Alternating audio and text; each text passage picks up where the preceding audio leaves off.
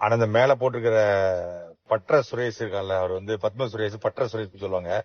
அவன் ஒரு முன்னாள் ரவுடி தான். ஆனா அவன் மனைவி தான் இப்ப ஊர் தலைவர். பொன்மலைப்பட்டி பக்கத்துல கிட்டத்தட்ட ஒரு 450 குடும்பம் முழுக்க உடையாரு. பாராளுமன்ற தேர்தலில் உடையார் சமுதாய வாக்குகளை கவர சாட்டை துரைமுருகன் சீமான் பேசிய ஆடியோவை முன்னாள் பாஜக நிர்வாகி திருச்சி சூர்யா வெளியிட்டு பரபரப்பை கிளப்பியுள்ளார்.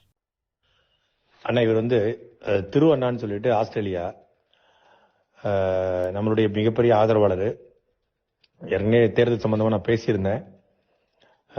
அண்ணனை பேச சொல்றேன்னு சொல்லியிருந்தேன். நீங்க ஒரு வார்த்தை அது மாதிரி தேர்தலுக்கு கொஞ்சம் உதவி செய்யுங்கன்னு நீங்க அழைச்சி சொல்லிட்டீங்கன்னா போதுண்ணே.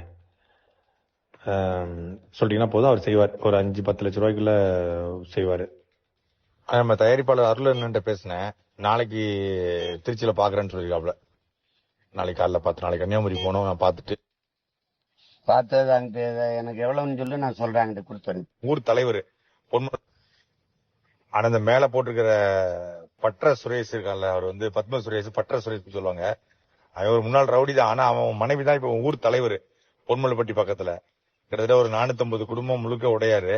இங்க ஐஜேகவும் நிக்கல. அதனால நமக்கு அந்த வாக்கு அப்படியே போடுறேன்னு சொல்லி சொல்லியிருக்காங்க. அதனாலதான்.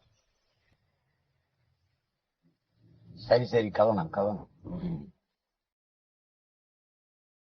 செய்திகளை உள்ளது உள்ளபடி தெரிந்து கொள்ள ரெஃப்ளெக்ட் நியூஸை சப்ஸ்கிரைப் பண்ணுங்க.